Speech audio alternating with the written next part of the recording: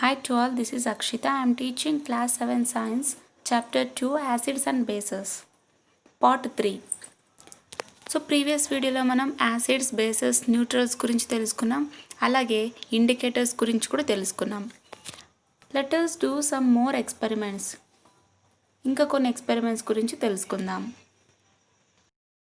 Take a natural acid say lemon juice in 6 test tubes and add copper, zinc, magnesium, iron, brass, aluminum pieces to each one of the test tubes separately. Note your observations. సరే, ఇప్పుడు ఒక natural acid ఏంటి? Citric acid ఎందులో ఉంటుందంటే lemon juice, ఇది natural acid.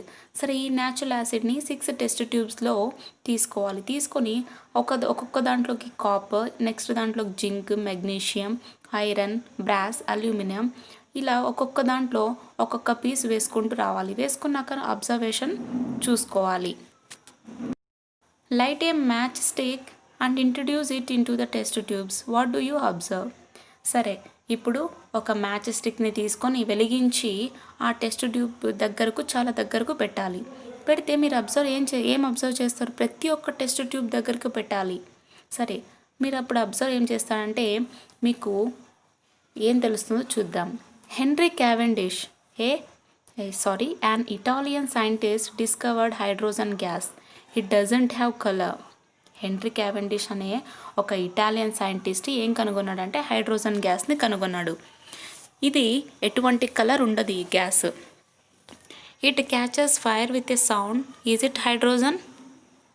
ఒకవేళ సౌండ్తో అది ఆరిపోయినట్టయితే అది హైడ్రోజనేనా అని అడుగుతున్నారు. సరే, తెలుసుకుందాం.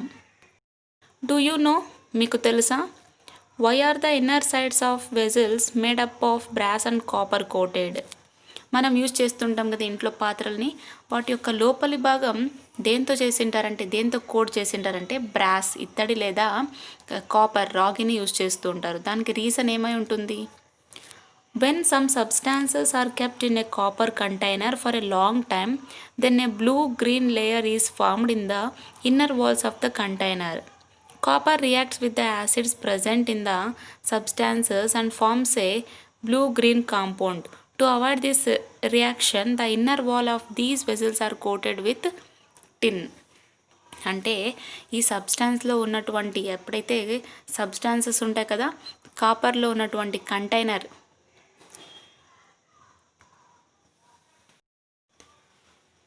మనం యూజ్ చేసేటువంటి వెజిల్స్ లోపల కాపర్ ఖచ్చితంగా ఉంటుంది కదా. సరే, ఎప్పుడైతే కొన్ని సబ్స్టాన్సెస్ని మనం ఈ కాపర్ ఉన్నటువంటి కంటైనర్లకు వేస్తామో చాలాసేపు తర్వాత ఒక రియాక్షన్ జరుగుతుంది. ఇన్నర్ వాల్స్కు ఉన్నటువంటి కంటైనరు గ్రీన్ బ్లూగా చేంజ్ అవుతుంది ఆ లేయర్ మొత్తం. అంటే ఇక్కడ కాపర్ వచ్చేసి ఆ సబ్స్టాన్స్లో ఉన్నటువంటి యాసిడ్స్తో రియాక్ట్ అయ్యి బ్లూ గ్రీన్ కాంపౌండ్ని ఫామ్ చేస్తూ ఉంది. అందుకే ఈ రియాక్షన్ని అవాయిడ్ చేయడానికి వెజిల్స్ వేటితో కోడ్ చేస్తారంట? టిన్నుతో. ఆ ఇన్నర్ వాల్స్ని టిన్నుతో కోడ్ చేస్తారు. దాని యొక్క మెయిన్ రీజన్ వచ్చేసి ఇదే. Why are pickles, jams, jellies preserved in glass, porcelain and plastic containers? అంటే మనం ఎక్కువగా ఆవకాయలు, జామ్స్, ఫ్రూట్స్ ప్రిజర్వేటివ్ చేసేటువంటి జామ్స్, జెల్లీస్, వీటిని ఎక్కువగా మనం వేటిలో ప్రిజర్వ్ చేస్తూ ఉంటామంటే గ్లాస్లో కానీ, పోర్సెలైన్లో కానీ, లేదా ప్లాస్టిక్ కంటైనర్స్లో ప్రిజర్వ్ చేస్తూ ఉంటాం.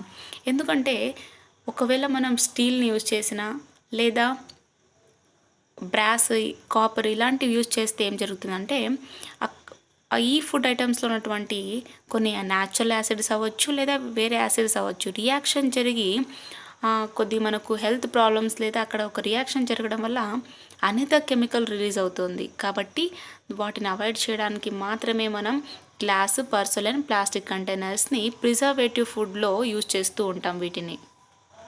Have you heard about acid rains? మీకు తెలుసా యాసిడ్ రైన్స్ గురించి? Do you know what acid rains are? అసలు మీకు యాసిడ్ రైన్స్ అంటే ఏంటి? ఎప్పుడైనా చూసారా లేదా విన్నారా? Acid rains are the combination of carbonic acid, sulfuric acid and nitric acid with rainwater.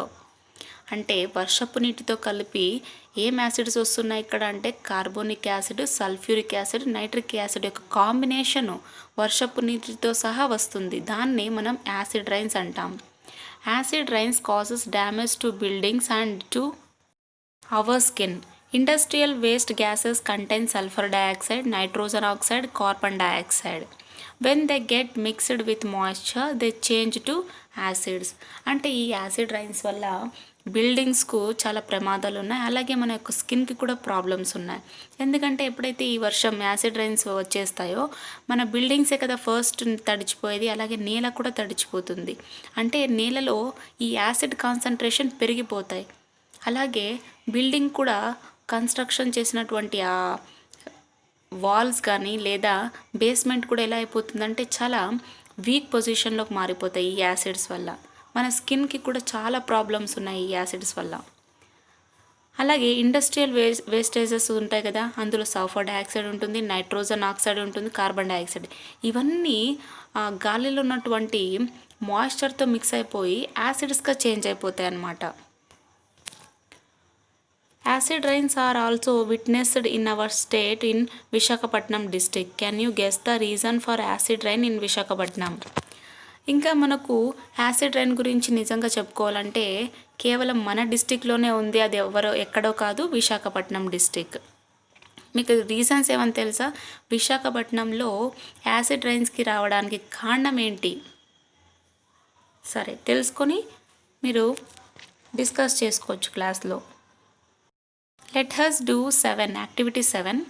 Take lemon juice in 2 test tubes and add some pieces of marble to one test tube and eggs shell to another. ఇప్పుడు 2 test ట్యూబ్స్లో lemon జ్యూస్ని తీసుకోవాలి, అలాగే ఒక దాంట్లో మార్బల్ని add చేయాలి, ఇంకొక దాంట్లో egg షెల్ని add చేయాలి. What do you observe? సరే మీరు ఏం అబ్జర్వ్ చేస్తారు? bring a burning match stick near the test tube. What happens? ఇప్పుడు వెలుగుతున్నటువంటి మ్యాచ్ స్టిక్ అగ్గిపుల్లని తీసుకొని వెళ్ళి ఆ టెస్ట్ ట్యూబ్ దగ్గరకు పెట్టాలి. What happens? These are due to the release of some gas. ఏం జరుగుతుందంటే అక్కడ మిల్కీగా ఫామ్ అవుతుంది. ఏం ఫామ్ అవుతుందో చూద్దాం. These are due to release of some gas. దీనికి కారణం ఏంటంటే అక్కడ రిలీజ్ అవుతున్నటువంటి ఆ రియాక్షన్లో రిలీజ్ అవుతున్నటువంటి gas. Pass the gas into lime water. What happens? ఒకవేళ ఇక్కడ రిలీజ్ అయినటువంటి గ్యాస్ని మనం లైమ్ వాటర్ మీదుగా పాస్ చేసినట్టయితే మిల్కీ వైట్గా చేంజ్ అవుతుంది. అది నిజమా కాదో చూద్దాం. What happens? Can you see some bubbles? అందులో నుంచి బబుల్స్ కూడా వస్తాయి, మనం చూడగలం ఈ ఎక్స్పెరిమెంట్లో. సో ఇక్కడ ఒక టెస్ట్ ట్యూబ్ తీసుకొని దాంట్లో లైమ్ వాటర్ మిల్కీ వైట్గా టర్న్ అవ్వడం చూస్తున్నాం. అంటే ఒకవేళ ఈ లైమ్ వాటర్ మిల్కీగా చేంజ్ అయినట్టయితే అది ఏ గ్యాస్ అని కన్క్లూడ్ చేసుకోవచ్చు? Carbon dioxide. కానీ అది ఎంతవరకు నిజమో తెలుసుకుందాం. కానీ ఖచ్చితంగా లైమ్ వాటర్ ఎప్పుడైతే మిల్కీగా చేంజ్ అవుతుందో అది కార్బన్ డయాక్సైడ్ అని మనం కన్ఫర్మ్ చేయొచ్చు. Carbon dioxide gas. Now try to write the properties of acids and bases from your observations in the above experiments. ఇప్పుడు చేసినటువంటి కొన్ని ఎక్స్పెరిమెంట్స్ ఉన్నాయి కదా, వాటిని బేస్ చేసుకొని ఇప్పుడు మనం యాసిడ్స్ బేసెస్ యొక్క ప్రాపర్టీస్ రాయొచ్చు. And next we have seen that neutral solutions have no effect on indicators. అంటే మనం యూజ్ చేస్తున్నటువంటి ఇండికేటర్స్ మీద ఎటువంటి ఎఫెక్ట్ లేనట్టయితే, ఒకవేళ బ్లూ లిట్మస్ బ్లూ వచ్చేసి రెడ్గా చేంజ్ అవ్వకపోయినా, రెడ్ వచ్చేసి బ్లూగా చేంజ్ అవ్వకపోయినా అది ఎలాంటి solution? Neutral. We have also seen that acids and bases have opposite effects on indicators. When the solution made by mixing an acid and a base a neutral solution. అంటే ఇప్పుడు మనకు తెలుసు ఇండికేటర్స్లో acids అలాగే bases యొక్క effects ఎలా ఉంటాయంటే ఆపోజిట్గా ఉంటాయి. ఒకవేళ రెడ్ నుంచి బ్లూకు టర్న్ అవ్వచ్చు, లేదా బ్లూ నుంచి రెడ్కు టర్న్ అవ్వచ్చు. అంటే వీటి యొక్క ఎఫెక్ట్స్ ఎలా ఉంటాయి? ఆపోజిట్లో ఉంటాయి.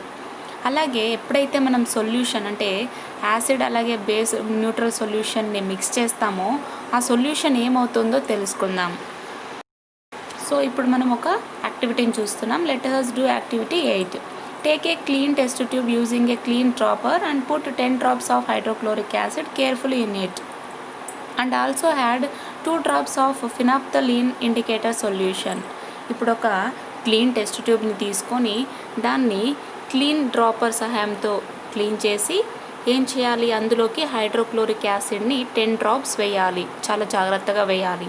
అలాగే దానికి 2 డ్రాప్స్ ఆఫ్ ఫినాప్థలిన్ ఇండికేటర్ సొల్యూషన్ని కూడా యాడ్ చేయాలి. What is the colour of the resulting solution? ఇప్పుడు మనం యాడ్ చేస్తున్నటువంటి ఆ సొల్యూషన్లో ఎటువంటి కలర్ మారిపోవచ్చు అంటే హైడ్రోక్లోరిక్ యాసిడ్కు మనం ఫినాప్థలిన్ ఇండికేటర్ని యాడ్ చేస్తున్నాం. యాడ్ చేసాక దాని యొక్క రియాక్షన్ అయ్యాక మనకు ఎటువంటి కలర్ కనిపిస్తుందో చూద్దాం. Now add caustic soda solution whose concentration is equal to hydrochloric acid drop to the test tube. ఇప్పుడు మనం ఏం యాడ్ చేయాలి, ఎంతైతే హైడ్రోక్లోరిక్ కాన్సన్ట్రేటర్ దేనికి సమానంగా ఉందో అంతటి కాస్టిక్ సోడా సొల్యూషన్ని ఒక డ్రాప్గా టెస్ట్ ట్యూబ్లోకి వేయాలి. After each drop, shake the test tube well and see if there is any change in the color of the solution. సరే, ఇప్పుడు ఒక్కొక్క డ్రాప్ వేసాక ఆ టెస్ట్ ట్యూబ్ని బాగా షేక్ చేసినట్టయితే మనకు ఆ సొల్యూషన్ నుంచి ఆ కలర్ చేంజ్ అవ్వడం తెలుస్తుంది. Keep adding the caustic soda drop by drop until the colour begins to turn pink. ఇప్పుడు కాస్టిక్ సోడా యొక్క డ్రాప్ అంటే చిన్న చిన్న చుక్కలుగా వేస్తూనే ఉండాలి. వేస్తూ ఉంటే పింక్ కలర్లోకి టర్న్ అవుతుంది. Now what kind of solution does the test tube have? అంటే ఇప్పుడు ఆ టెస్ట్ ట్యూబ్ తీసుకున్నటువంటి సొల్యూషన్ ఎటువంటిది అని అడుగుతున్నారు. Add 1 drop of hydrochloric acid and see if it changes back to its original colourless state. అంటే ఇప్పుడు హైడ్రోక్లోరిక్ యాసిడ్ని 1 డ్రాప్ యాడ్ చేసినట్టయితే అలాగే దాని యొక్క ఒరిజినల్ స్టేట్కి వచ్చేస్తుంది, అంటే కలర్లెస్కు మారిపోతుంది. అంటే పింక్గా చేంజ్ అయినటువంటి ఈ సొల్యూషన్ ఎలా అయిపోతుంది, కలర్లెస్గా చేంజ్ అయిపోతుంది. If not then add 1 more drop of hydrochloric acid. ఒకవేళ ఒరిజినల్ కలర్కు చేంజ్ అవ్వకుంటే మళ్ళీ ఇంకొక ఎక్స్ట్రా డ్రాప్ కూడా యాడ్ చేయొచ్చు హైడ్రోక్లోరిక్ యాసిడ్ని. Keep doing this until the solution in the test tube becomes colourless. ఇలా ఒక్కొక్క డ్రాప్ హైడ్రోక్లోరిక్ యాసిడ్ వేయాలి, ఎప్పటిదాకా పింక్ కలర్లో ఉన్నటువంటి సొల్యూషను కలర్లెస్ అయ్యేదాకా. Now can you say what kind of solution this is? Check your claim with litmus paper. సరే, ఇది ఎటువంటి సొల్యూషనో లిట్మస్ పేపర్ని యూజ్ చేసి కన్క్లూడ్ చేసుకోవాలి. On the basis of this experiment, can you explain how would you convert an acidic solution into basic solution?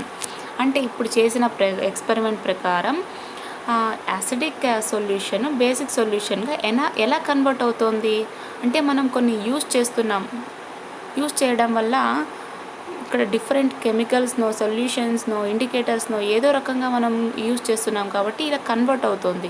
సరే, దాని గురించి ఇంకా తెలుసుకుందాం. If you are given a basic solution, how can you turn it into an acidic solution? ఒకవేళ మీకు ఒక basic solution ఇచ్చి acidic సొల్యూషన్గా మార్చమని ఇస్తే మీరు ఏం చేయగలరు? In the above experiment you might have noticed that we had excess base caustic soda to acidic solution hydrochloric acid. It converts into base. Similarly, we can change base into acid. అంటే మనం పైన చేసినటువంటి ఎక్స్పెరిమెంట్లో ఏం జరుగుతుందంటే మనం base నుంచి acidic సొల్యూషన్గా convert చేయడానికి ఇక్కడ కాస్టిక్ సోడా నుంచి హైడ్రోక్లోరిక్ని కన్వర్ట్ చేస్తున్నాం, దేని నుంచి బేస్గా కన్వర్ట్ చేస్తున్నాం. ఇది అంటే దేన్ని యూజ్ చేసి బేస్గా కన్వర్ట్ చేస్తున్నాం? కాస్టిక్ సోడా బేస్ నుంచి ఆసిడిక్ సొల్యూషన్గా మనం చేస్తున్నాం. ఇది మళ్ళీ ఎలా టర్న్ అవుతుంది? మరీ తిరిగి బేస్గా టర్న్ అవుతుంది. అలాగే మనం బేస్ నుంచి యాసిడ్ని కూడా ఇలా ఎక్స్చేంజ్ చేయొచ్చు ప్రతి ఒక్క రియాక్షన్ని. If you are given a solution of hydrochloric acid, how can you make it into a solution which is neither acid or basic? సరే, ఇప్పుడు మీకు హైడ్రోక్లోరిక్ యాసిడ్ సొల్యూషన్ ఇచ్చినట్టయితే మీరు దాన్ని ఏ సొల్యూషన్గా మారుస్తారు? ఒకటి యాసిడిక్గా మార్చలేరు, అలాగే లేదా బేసిక్గా కూడా మార్చలేరు. ఎలా అని అడుగుతున్నారు. మనం అసిడిక్గా మార్చకూడదు, బేసిక్గా మార్చకూడదు. ఎటువంటి సొల్యూషన్ ఇస్తారు వాళ్ళు? హైడ్రోక్లోరిక్ సొల్యూషన్ ఇస్తారు. Is it possible? No. If you are given a caustic soda solution, how can you make it into a solution which is neither acid or Nar basic? అలాగే సేమ్ కాస్టిక్ సోడా సొల్యూషన్ ఇచ్చినట్టయితే మీరు యాసిడిక్గా కూడా చేయలేరు, అలాగే బేసిక్గా కూడా change చేయలేరు. When acids and bases are mixed in definite proportions they give a neutral solution. We learn more about neutralisation in higher classes. అంటే ఎప్పుడైతే మనం యాసిడ్స్ని బేసెస్ని డెఫినెట్ ప్రపోర్షన్లో మిక్స్ చేస్తామో అప్పుడు ఆ సొల్యూషన్స్ ఏమవుతాయంటే న్యూట్రల్గా ఫామ్ అవుతాయి.